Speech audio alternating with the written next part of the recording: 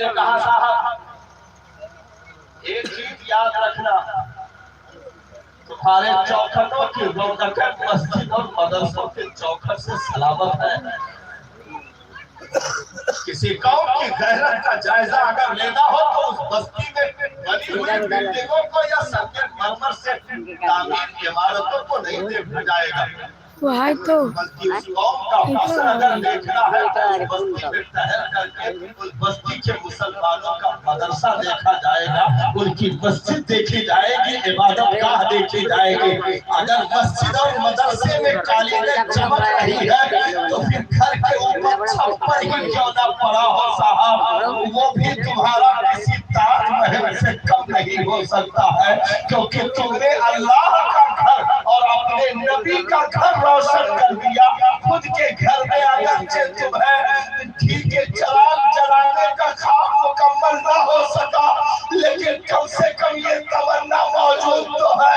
میرے آقا میں سو جاؤں یا مصطفیٰ کہتے کہتے کھلے آنکھ صلی اللہ کہتے کہتے ہم نے ان کو حقیر سمجھا۔ تیجا 40ویں کا اور جو ہے ٹیوشن 200 روپے 200 پڑھانے والا ایک حقیر دلیل کاجز لگاؤ یار۔ اگر آج تمہارے سروں پر عید بقرعید جمعہ میں ٹوپیاں بانٹی ہے تو دیر کسی جاگیر کا نہیں ہے، دیر ہی علماء کا ہے۔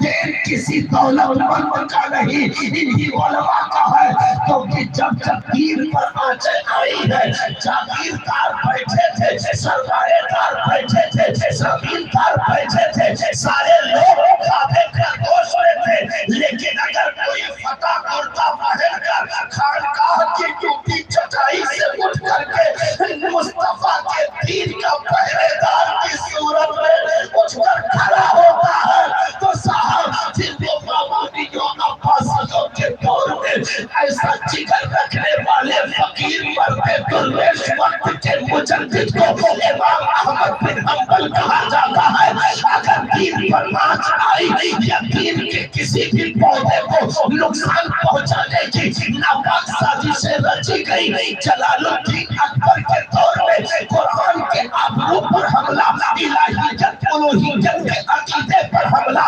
رسالت پر حملہ، تو خانقاہ جو ہے صاحب جاگیردار سو رہے تھے، تاج محل بنانے والے غائب ہو چکے تھے، لال قلعہ کی تعمیریں کرنے والے جا چکے تھے۔ اگر کوئی اٹھ کر کے قرآن کی آبرو کے لیے، دین مصطفیٰ کے چراغ کی حفاظت کے لیے، شریعت مطہرہ کی حفاظت و صیانت کے لیے اگر کوئی مرد درویش اٹھ کر کھڑا ہوتا ہے تو سرہند کی مٹیوں میں کروٹیں بدلنے والا وقت کا مجدد عالم حافظ قاری محدث مفکر کی صورت میں حضرت مجدد الفسانی اٹھ کر کھڑے ہوتے ہیں اور اکبر کے آنکھوں میں آنکھیں ڈال کر گفتگو کی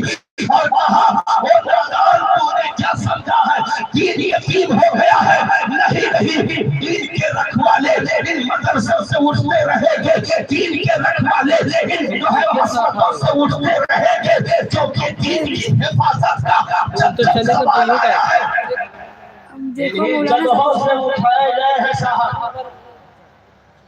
آپ نے نہیں جانا ان کی قیمتوں کو، آپ نے نہیں جانا ان کی قیمتوں کو۔ اور یہ بقرعید میں اپنے بچوں کا ڈیمانڈ پورا کرنے والوں، اور یہ بقرعید میں